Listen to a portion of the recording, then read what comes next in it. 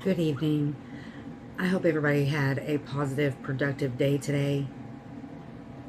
I'm here with the Daily Devotion Evening Edition from Conflict and Courage by Ellen G. White for January 5th, 2025. The name of tonight's devotion is In God's Image, and it references Scripture Genesis chapter 1, 26 through 31. After the earth, with its teeming animal and vegetable life, had been called into existence, man, the crowning work of the Creator, and the one whom the beautiful earth had been fitted up, was brought upon the stage of action. To him was given dominion over all that his eyes could behold. God created man in his own image. Here is no mystery. There is no ground, and there came up a word that I didn't know. Supposition. There is no ground for the supposition, which the definition of that word, something that is supposed. Hypothesis, the act of supposing. That man was evolved by slow degrees of development from the lower forms of animal or vegetable life. Such teaching lowers the great work of the Creator to the level of man's narrow earthly conceptions.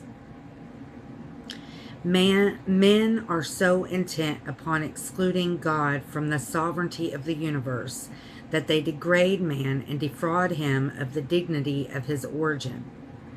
He who set the starry worlds on high and tinted with delicate skill the flowers of the field, who filled the earth and the heavens with the wonders of his power, when he came to the ground, crown his glorious work. To place one in the midst to stand as ruler of the fair earth, did not fail to create a being worthy of the hand that gave him life.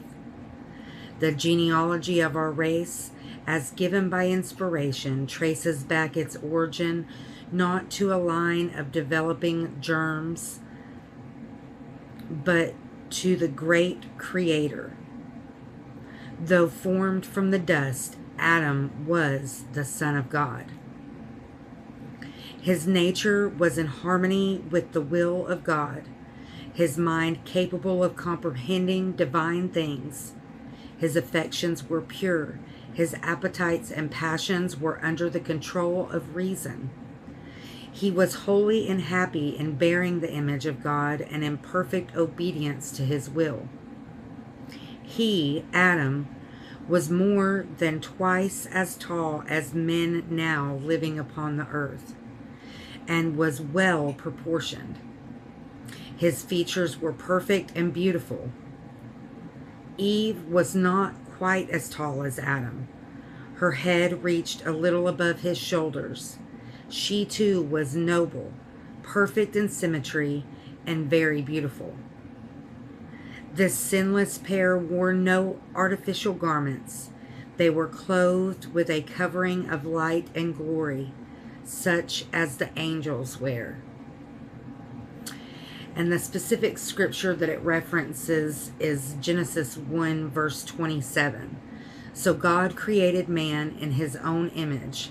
In the image of God created he him, male and female. Created he them. And then if we go on to 28, and God blessed them, and God said unto them, Be fruitful and multiply, and replenish the earth, and subdue it, and have dominion over the fish of the sea, and over the fowl of the air, and over everything living that moveth upon the earth. And God said, Behold, I have given you every herb-bearing seed, which is upon the face of all the earth, and every tree in which is the fruit of a tree yielding seed. To you it shall be for meat.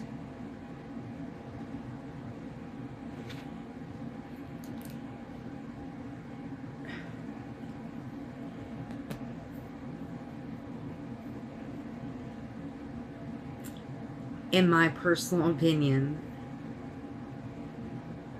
when it says that God created man in his image, it's what he imagined. The word image is in the word imagination. I do not believe that God takes a physical form like we do. He had an image of us, and that's how he created us, in the image that he saw for us. That's just my own personal opinion. But nonetheless, I don't doubt that, no, we didn't come from animals. We didn't come from seeds. We didn't come from, as it says here, we didn't come from germs. He had a specific image that he wanted to create, and that's what he did.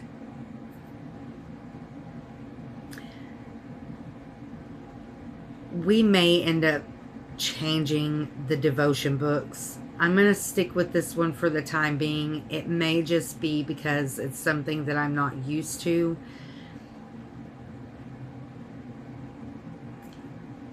But in a lot of ways, I don't feel like these devotional books really accomplish what I hope to accomplish with these devotional videos. But for the time being, we're going to stick with it. And I'll continue to take pictures of them and post them on the community tab, community board, so that you guys can read them and, you know, reference them and just form your own opinions. But that being said, I'm going to admit that I'm a little disappointed, at least in the context of them. I feel like basically all they do is quote scripture, and we can do that without these.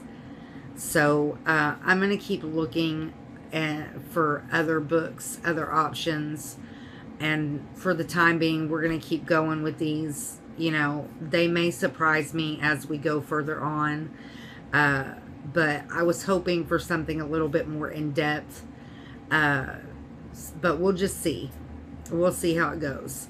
As always, be grateful for what you have, the big, the small, and the blessings yet to come.